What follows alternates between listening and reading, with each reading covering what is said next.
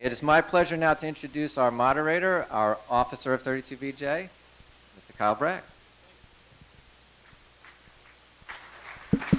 Hello. Thank you, Jeff. Good evening, everyone. Welcome to 32BJ.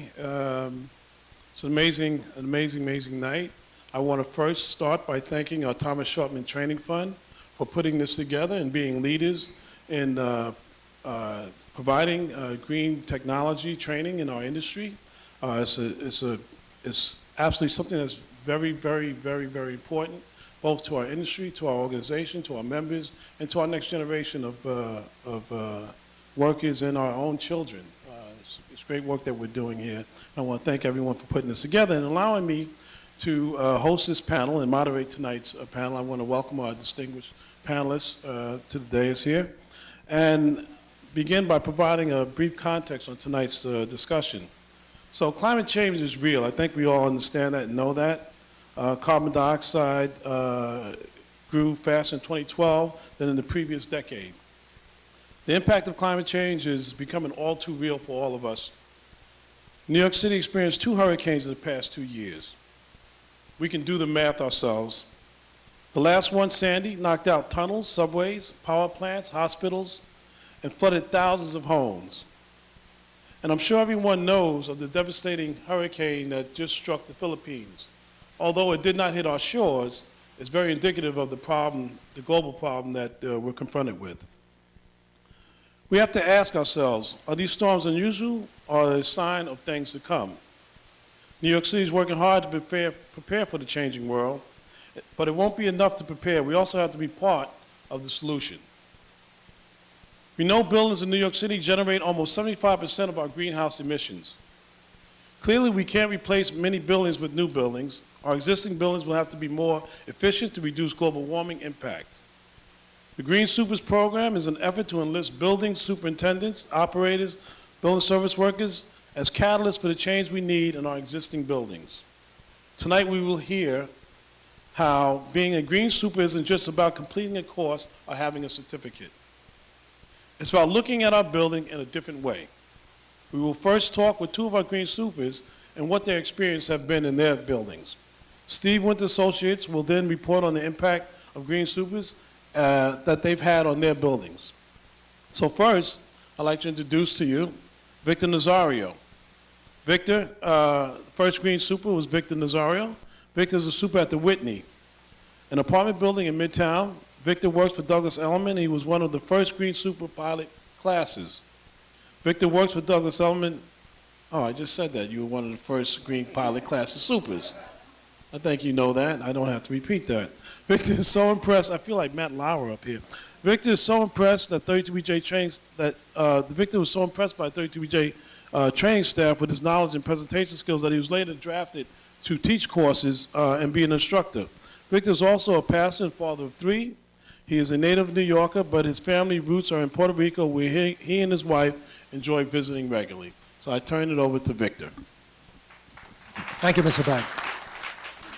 Good evening, everyone. It's an absolute delight to be here. My name, of course, Victor Nazario. I'm currently the superintendent at 311 East 38th Street. I've worked there for 9 years in this current assignment. I first began working in the building industry in 1979. I was 18 years old. With a strong desire to better my employment, as well as my status, I went to the Thomas Shortman Training Fund. There I learned all about boilers, standpipe, sprinkler, plumbing, electrical, carpentry, air conditioning systems, as well as its repair. I received the subsequent fire department certificates of fitness needed to work as a superintendent. And within 3 years, I was given my first assignment as a building superintendent. And to this day, I continue to serve in that capacity. But in 2009, I was asked by Douglas Elliman Property Management if I would be willing to take a new course at the Thomas Shortman Training Fund, which I love so much, called the 1000 Green Superintendent's Course. You know, I'm so glad I did. For years, I have known in a general sense that what a superintendent does is very important. But this course helped to change my perception as well as perspective of my chosen field of work. Before, I prided myself in helping to manage a property and serve the unit owners and tenants with the excellence that they deserve. However, as I learned about the green technology, process, and philosophy, It was like a beautiful puzzle coming together. My instructors taught us the whole building approach, which teaches that buildings have interdependent systems. It is the study of building structures, mechanical systems, building occupants, and the building surroundings. Some aspects that we studied were energy and water usage, conservation, more efficient lighting, heating, ventilation, and air conditioning. They also taught us that the buildings in the United States consume more than 40% of all energy and 12% of all of the potable water. So it's vital that buildings are operated effectively and efficiently, because when they're operated efficiently, well-maintained buildings can have 20 to 50% lower operating costs, while drastically reducing their environmental impact. Also, another thing I've never even thought about as a superintendent is that 90% of our time here in the United States is spent indoors. Therefore, occupants, workers, building health are directly connected. Many tenants and building employees suffer because of bad IAQ, or indoor air quality. They suffer from asthma, allergies, headaches, dizziness, sleepiness, watery eyes, breathing problems, flu-like symptoms. In our buildings, we can have things that cause these illnesses, such as asbestos, formaldehyde, PCBs, tobacco smoke, roaches, dust mites, rodents, pets, mold, carbon dioxide, and lead, among other things. Someone once said the other day, in Mexico City, Tehran, Kolkata, Bangkok, Shanghai, and hundreds of other cities, the air is no longer safe to breathe. In some cities, the air is so polluted that breathing is equivalent to smoking 2 packs of cigarettes per day. With this training, we were made aware of these ongoing conditions, and we were taught how to mitigate these very conditions or get rid of them altogether. The Green Superintendent course, for me, was also a doorway to other related important courses, such as Multifamily Building Analyst, Green Cleaning, GS42 certification for commercial and institutional cleaning, Lead Building and Core Concepts. It literally awoke in me renewed passion to learn more, especially now that my job is no longer just a job. It's an overarching and noble purpose, and changing now to provide a better environment for healthy buildings for future generations. So now, my job is part of my legacy. Chief Seattle once said, "We do not inherit the earth from our ancestors, we borrow it from our children." We have to become aware of this now as superintendents, as building staff, because if we do not do now, if it's not something about, or rather if we don't do something about it, if not us, then who? If not now, then when? Thank you, Victor. So, Victor, can you tell us why you took the green building training? Initially, my managing agents, the ones that my direct supervisors, Douglas Sullivan, invited me to the course. And I, for one, understand that superintendents can very easily get into a rut. We love our jobs, but we're doing the same thing all the time, checking the same boiler every day, going through the same building all the time. We're there all the time, including weekends, many of us. So, but when they said, there's something you need to learn and we think you should be there, I said, yeah, let me go. I really want to become better at what I do. Well, you brought in the Teach the Green super classes. What was it like being a teacher to other union members? Wow, what an experience. Just the other day, I was teaching a class, and one of the students stayed during the break. Everybody left, went to get their coffees, and this guy just hung around. I was wondering, doesn't he want coffee? But he looked at me, he says, "You know, instructor, I want you never to change. I want you to remain just the way you are. I love your passion, and I want to be just like you. I want to learn like you. I want to also advance. I want to bless my family too, just like you." So when I saw that, I says, you know, what they did for me in the early days and in 2009, now we're doing it with this next generation of upcoming leaders. So that touched me and impacted me greatly. A handyman came to me and told me this. He says, "I have a problem now. I went through this course and my superintendent is not aware of the concepts I'm aware of. So now I'm trying to break him in so he could be aware of the greening of the United States, of all of our buildings." So that was another experience. We also went on a clean building program in Brandywine in Philadelphia. And when the staff was able to understand what we shared with them, they said, "Wow, we want to do this. The problem is that our supervisors are not aware of this. So how can we affect them so they can release us to start operating these particular principles in our buildings?" Wow, the second part of my question was, have you seen an impact from your students? But I think you might have already answered that, unless you want to Yes, add yes. to that. Absolutely. And what I see is once a person's enlightened to the green philosophy, it's not just some stuff that you learn, because we know most of this stuff. The thing is, they help us to put it together in such a way that it makes our buildings healthy, cleaner, and more efficient. So when we put all this together, it's like a puzzle coming together. And bottom line is, now it's not just a job. I am actually helping my children and my grandchildren in the future. We're providing something today that's going to be of great benefit tomorrow. Okay, thank you. Thank you very much. Welcome, sir. Let's give it up.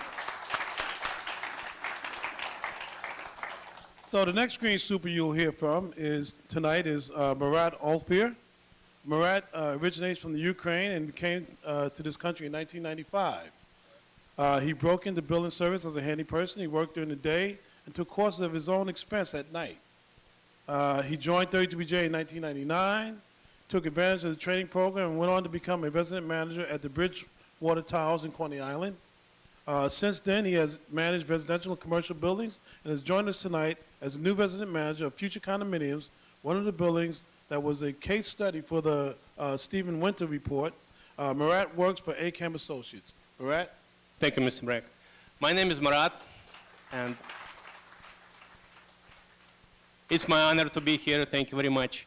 And I want to thank you also, 32BJ and Thomas Shortness Center. Thank you very much. I came to this country in 1995, and I was lucky enough to start on the buildings next year, in 1996. It took me some time to get to the union. It's not easy. All the buildings are very high-end buildings, and to get to the building, you got to work from the bottom up. And I work my way to be, I would say right now, top of the building. It took me some time to go to the union class. I don't know why it took me like 5 to 6 years. I hope I could have done it like much sooner or earlier. So 2005, I decided to go to school. I was in the union at that time for many years, and I know we all pay our dues, but why not advance ourselves? So while another guys, my coworkers, were taking lunches, I was studying. I was taking classes. At one point, I was taking 5 classes. And one of my way why I became like green superintendent, when I was taking engineering classes, Anthony Zotto asked me if anyone, did the steam trap overhaul. At that time, I was working as superintendent, and I just did the steam over trap. You take the guts from the steam trap and putting inside and bring it to the class. I said, Murat, it's the new technology like green buildings. Are you interested in becoming a student? And that, believe it or not, next year we got like Green Supers program. It wasn't from my management company. I took it my own time, and I was graduated on the first, Green Super. And after that, I took all the classes. I became resident manager too, and I'm glad that our union can offer, that many classes. With every class, you can take something else, and you can probably implement to the buildings. I learned what's building science, what's stock effect, and what actually you can prove to the board. At that time, I was working with the board managers. If you insulate 2-inch, 3-inch, or even 4-inch steam pipe, how much actual savings you can achieve, and I can show, to the board that you did during the year. With every classes, we learn new things, like beside the steam traps and insulating steam pipes, which is obvious. You walk into the heat plant, you walk into the boiler room, you see uninsulated pipes, is no-brainer, just insulated. You can get the pipe insulation anywhere you want. It depends how much savings you want to achieve. You can get like thick insulation, which is going to give you much more, money in return. But after that, you take another classes. You take green lighting classes, and you find out that in our city, there's many programs like Nazario, which can help you. At the Brightwater Towers, I was able to get to replace 3,000 regular incandescent light bulbs with the CFL. I did the calculation to the board, and they were impressed with savings. After that, I was taking class after the class after the class, and with each classes you take, and you can advance and you can do something else. After Brightwater Towers, I was working one of the buildings in the Union Square, and I was able to reduce the water consumption, like good up to like 5 to 10%.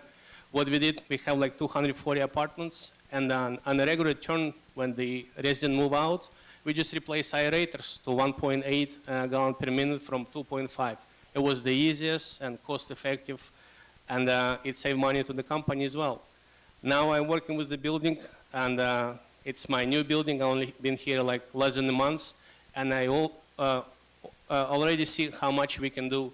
With the previous resident manager, Sean Wade, he did an awesome program with Nazario as well. He upgraded all the T8s, T12s to T8s.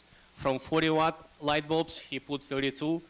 And I was looking on the HD Supply Solution catalog. I find out that right now it's like 25 watts light bulbs, T8s. So just switching the light bulbs, I can achieve great savings in the hallway for the residential and the commercial lighting as well.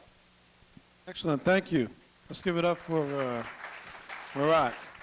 So Murat, you come up from a handyman to now super resident manager. How was your green training contributed to your ongoing success? It actually helped me to find, I would say, more advanced job. With green building, I earned the award of green superintendent. I think it's 2011, 12. I don't remember now, but it helped me to get to the bigger company and obtain more secure jobs. Excellent. So you recently became the resident manager, you said, of one of the buildings that was evaluated in the SWA report that we'll hear about a little later tonight. Tell us what major changes were made in your new building, where you're at now, and how the green super who managed the building before you, Sean Wade, was a catalyst for these changes. I think you mentioned a little bit about it, but maybe you can elaborate a little more. Yeah, it happens to be, I know Sean for many, many years, and he is really like what he is doing, like green buildings. And I was glad, I took his building after that. He was able to upgrade all his hot water boilers to condensed boilers with 99% efficiency. Honestly, I never seen these boilers, but when you're working with them, it's like awesome. You know how much savings it already by checking, monthly gas meters. And also he did the awesome study on the PTEC units and the heat pumps. Since the building, when I'm working, each resident pays for his cooling and heating. We do not heat the building, we do not cool the building. So he did the study with building getting older. Those PTEC units, or heat pumps, how we call it, they break. And to replace the condenser or replace, compressor, it might cost like $500–600 if you call outside contractor. So Sean did the calculation, and he was able to reduce the initial price of the unit. I think at that time the PTEC unit cost like close to $1,200. So himself, he made a meeting with the GE, and he called them to the building and said, guys, I can vouch that we're going to buy more than 200 units. We would like to buy direct from you. He was able to get the price almost double. So from $1,200, he brought the price, I believe, like close to $700. And many residents, like the idea that you're not only going to save money on electricity, but also you're going to get better quality units, less air infiltration, and less noise. Outstanding. Thank you. Thank you very much. Give it up for Murat. So now I have the pleasure of turning it over to our other panelist, Steve Winter Associates, who's in the batter's box. Mark?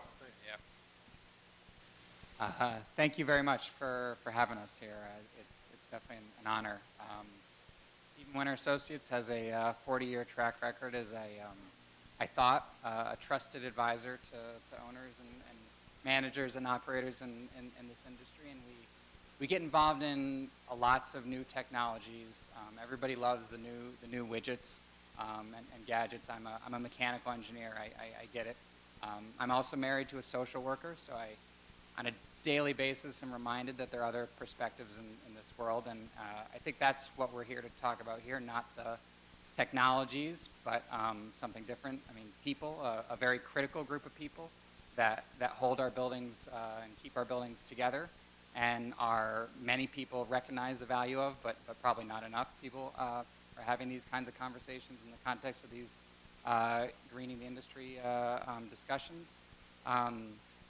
I think everybody has in their gut feeling of what the benefits and the value of a good operator, super resident manager can be. I mean, it's hard to think on your feet on a daily basis, take in lots of different kinds of information, and move things forward every day.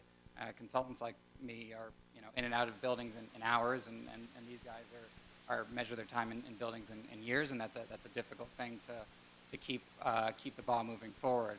I think after Sandy, everybody realized, the supers on the front lines for scrambling to keep things together, and after the blackout, and everyone's recognized the value that this whole community has brought to the city. But like many things in life, I think some of the benefits of green supers are difficult to quantify, or have been difficult to quantify. Some of the most important things in the world are difficult to quantify. I think a wise man in the industry, Henry Gifford, once told me, do you want a little bit of energy savings that you can precisely quantify, or do you want a lot of energy savings that there's a fair amount of uncertainty in getting? So do you want to go from a T12 to a T8 bulb with precise calculation that you can do 24 hours a day, or do you want to better control your steam distribution and stop open windows and no one can exactly predict it? And I think the benefits of green supers are more along the lines of big opportunity but difficult to quantify. And that's kind of what we tried to address as part of this study. And it's something we've seen over and over in the industry, that in order to scale things up, you really need the data to justify and support the investments and the high level decision making. And so I'm, hopefully the study we did, which Grant will talk more of, is a portion of the answer to addressing that gap and showcasing the benefits, because what everybody is talking about these days is certainly scaling things up. The Urban Green Council came up with a plan, we saw, to reduce carbon emissions in the city by 90% by 2050. The city, of course, has their plan to reduce emissions by 30% by 2030. I mean, that's sort of the definition of scale, and that is not going to happen, frankly, without the engagement and high degree of involvement from many green supers. I think the 90 by 50 plan has some language along the lines that says all the goals in 2050 can be realized by commercially available technologies today. I think that we need more of. I think green supers are, perfectly fall into that. We absolutely we have them today, and we need many more of them. I think in the more near-term goal of 30% reductions by 2030, operations are absolutely essential. There's a limited amount of time and resources for the capital work to be done between now and 2030, and we need to get every BTU we can get out of the operational savings to realize those goals. So it's of no surprise to me that the Mayor's Office has partnered with 32BJ as part of their carbon challenge for residential condos and co-ops. I have a slide in advance, but basically, in a nutshell, this is a voluntary challenge that the Mayor's Office has launched to, and some of the leading property management firms in the city have responded to, which basically asks these firms to commit large portions of their portfolio and voluntarily reduce emissions across those buildings by 30% on an accelerated schedule by 2023. The Mayor's Office has coordinated with 32BJ so that all the supers that are participating in these buildings will be trained, and they'll be, I think, a great example, a big policy goal that needs support of their work. So Jenna Tatum from the Mayor's Office is right there, and if anyone here has any more questions on that, she's the woman to address those. So I'd encourage you to talk to Jenna. And I guess I'll just close by saying, I think by definition, building maintenance is sort of keeping things up, or preserving things the way they are.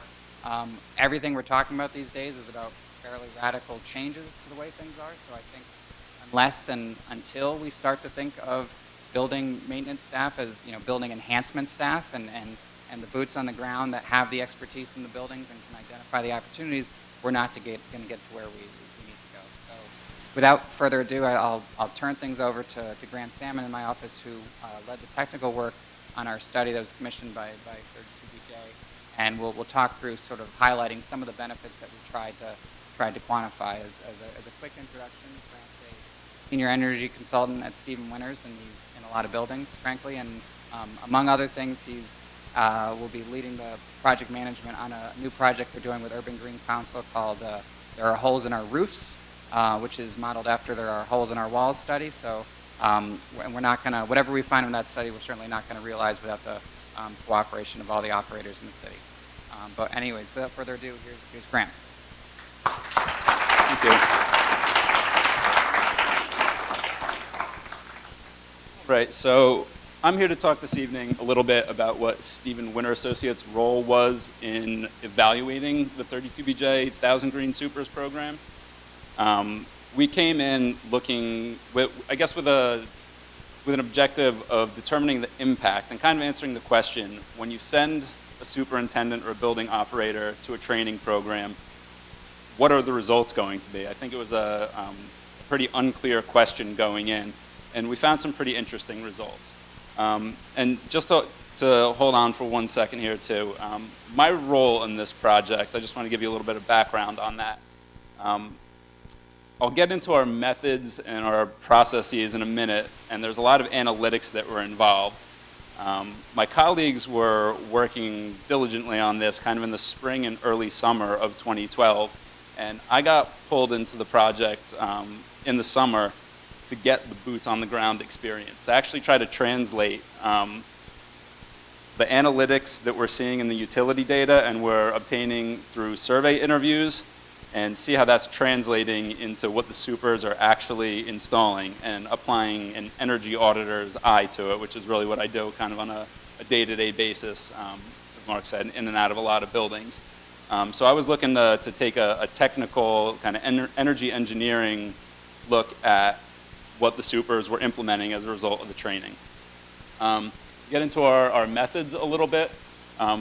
A lot of utility analysis was involved. We were attempting to tease out if there was a measurable energy impact of sending a building operator through the training.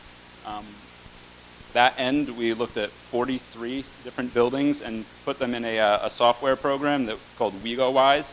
It's a utility benchmarking and tracking program. We conducted interviews and surveys with 38 of the supers in the program. We conducted site visits on over a dozen of the buildings. The supers who had been through the program are either building superintendents or resident managers of. And we also did case studies of specific buildings that were kind of best performers and specific repeatable measures that we found many supers implementing. Good quote to get started there. And this was one of the takeaways that I appreciated the most. And I think anybody who gets involved with the continuing education and professional development recognizes the value of just getting into a classroom with people who are in your profession and sitting down and having that idea share happening. I think what a lot of the feedback we heard was that you'd have an instructor setting the groundwork of a building science-based curricula, and then you'd have a lot of building operators batting ideas back and forth in the classroom setting. Something that we took away as highly effective there was just these guys sharing, and women sharing ideas with each other. So in terms of our actual method, we were taking the surveys, which obviously an interviewer survey is a qualitative approach, and then we were compiling those and building that up into the quantitative analysis that 32BJ was looking for. And from this, we were able to demonstrate what are the repeatable measures that the building operators were executing in their buildings after the training. 47% of our building operators were making simple set point adjustments. Highly effective O&M measure when somebody is making a common sense change to how they're heating or cooling or running domestic hot water through the building. Building envelope lighting improvements were the two other most highly reported O&M measures that were made. These things all carry definite energy savings, and building operators were very embracing of some of these measures. One that I wanted to focus on specifically that we found to be interesting was how building operators were embracing of the use of technology and how they were running their buildings. The screenshot right there is of a smartphone app that we're finding multiple building operators are enjoying using to operate their building. Kind of gone are the days of the pad and paper for doing your daily rounds. And the ability to have smartphones that everybody can sync together is making that a much more streamlined process. And it's allowing preventative maintenance to be executed in a more streamlined way. And it's really catching on in the buildings where some of these software tools are being implemented. I just felt the need to touch on the clean boilers idea. I think the city's known about clean boilers for a long, long time. But one of my favorite stories from the super that we interviewed was when they got into the boiler maintenance section of the training module. Gentleman has been burning number 6 fuel oil for years and realized that he had not been appropriately maintaining his boiler. Next day, after that evening class, went back, called in a service company, and had the first clean and tune done on a Scotch Marine boiler that was burning number 6 in about 5 or 6 years. And he went from sending about 800 degrees up the chimney every single time there was a call for heat or hot water to getting a more reasonable 350 degrees or something like that. And this building generated 11% energy savings just through that one simple measure of implementing a clean boiler protocol. I looked at the utility bills from this building like 3 or 4 times because I just could not believe that they saved that much energy, but it happened, and it was directly relatable to the classroom experience.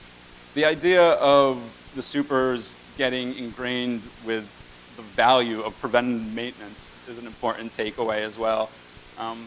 You can't necessarily quantify the energy savings of a preventative maintenance protocol so easily. It's one of those things Mark was just mentioning that how do you exactly quantify the operating cost savings to a building if you're checking the belts on your fans the way you're supposed to be doing it? You're saving the potential capital expense of failed equipment by doing what you're supposed to be doing every day. So it's difficult to quantify, but multiple supers, I think 10 or 11% of the respondents said they walked out of the classroom and immediately changed their preventative maintenance protocol, which is a highly important thing that all building operators should really have in place. This is my favorite one, is air sealing as an O&M measure.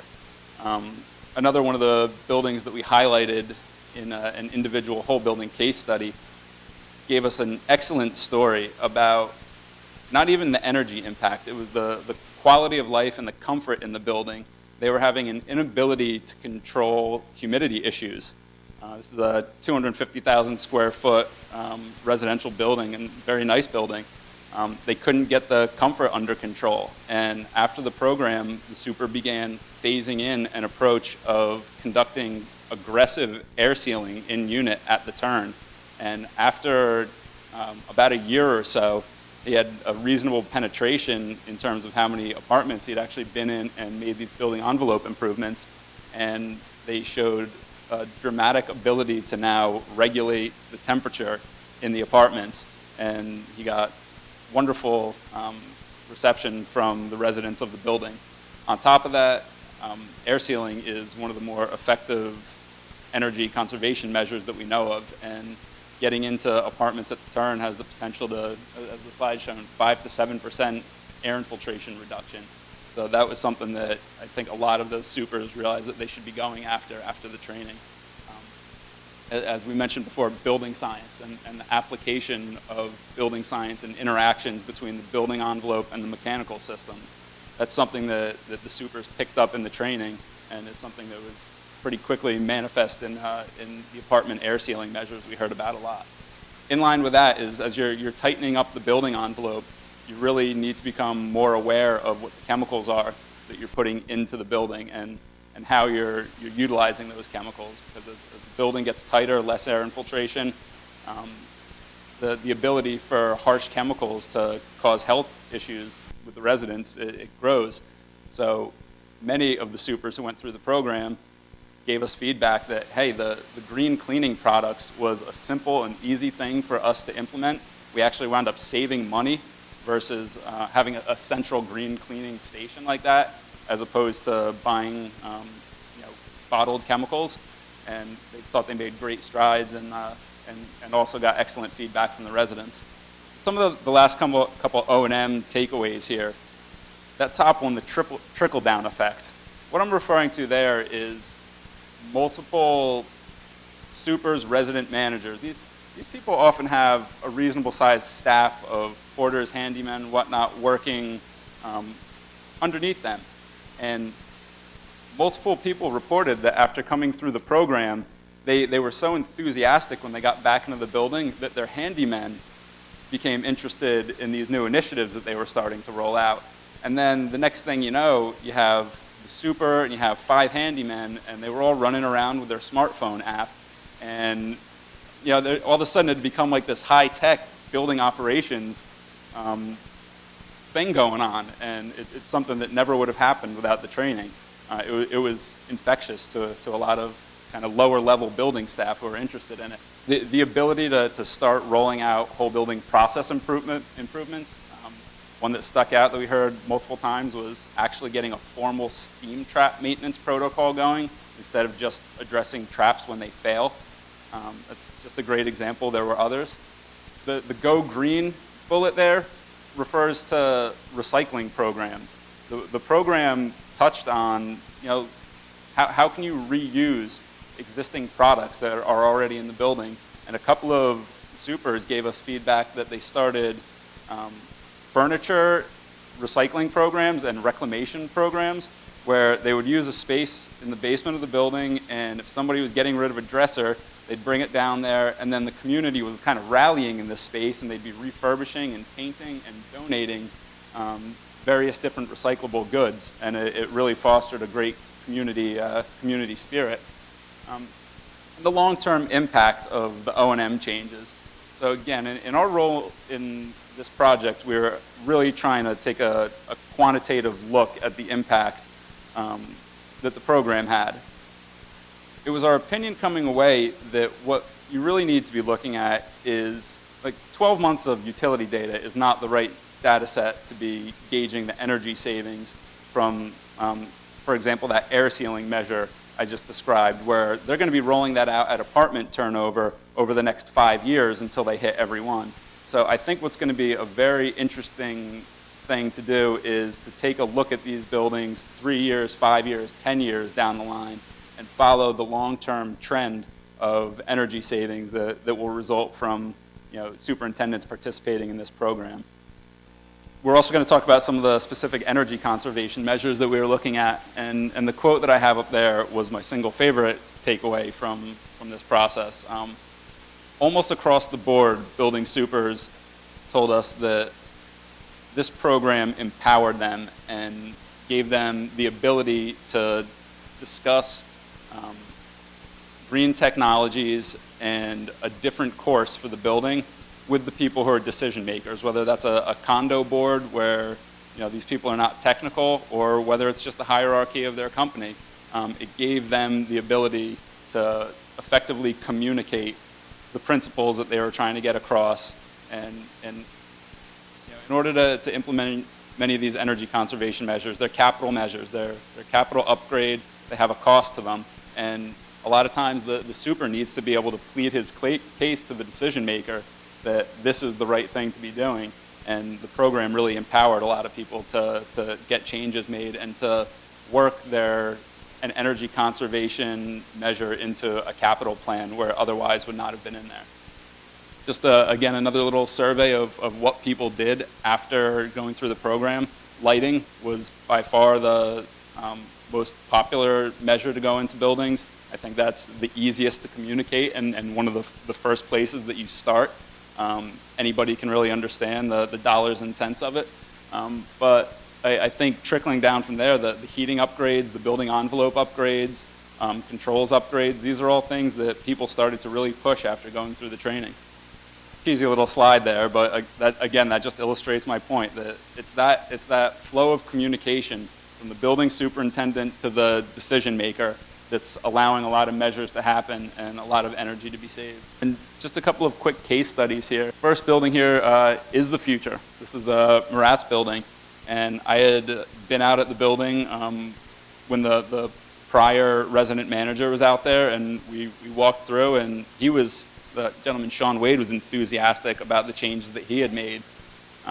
We saw excellent savings in whole building electricity consumption. A lot of that was attributable to the widespread upgrade of the PTHPs, the heat pump units in each apartment unit. Prior to that, the existing units were running on electric resistance heat, which is extremely inefficient and costly to operate. And this negotiation that was done to drive down the price of the units and get more people to put them into their apartments or their condos, it was extremely effective in reducing the energy intensity at that site. As they were, Sean Wade was kind of farsighted enough to also implement the building envelope improvements when they went into every apartment to do the mechanical upgrade to the PTHP. And a large portion of that savings, we think, came from a massive air infiltration reduction because they got a good air seal around every single PTHP when it was newly installed. Second building here, this is just this case study right here, the numbers are good and they're getting considerably better. This building, the Brown Harris Stevens building, has a super in it who's pushing the limits. He's going home and reading beyond the curricula every night. He's got so into this. And he's working with a co-op board that is listening to what he's saying, and they're rolling out capital measures that he's coming up with. And the fire was really lit here by the program. And at this point, he's rolled through ventilation upgrades, lighting upgrades, mechanical upgrades. He's put VFDs, demand controls in the garage ventilation system, building envelope improvements. And I actually spoke with him on the phone yesterday just to touch base before this. And now they're going to be doing cogen this year. So he's really pushing the envelope, and this speaks volumes to what can be done in a building when you have the building operator and the budgetary decision makers all moving in the same direction. And they're going for it, and they're getting great results. So the kind of keys that we identified, the building operator needs to have a good attitude and needs to be embracing of change and willing to do things differently than they had been doing it. Support from management, you need the capital resources. You need to be thinking, not just in the 12-month time frame, but looking out a little bit further and creating a real plan. And you need the motivation to stick with it. And I think the training program here did a great job of tying all those things together and really empowering building operators to make things happen at their buildings. That's it. So, thanks a lot. All right. Thank you.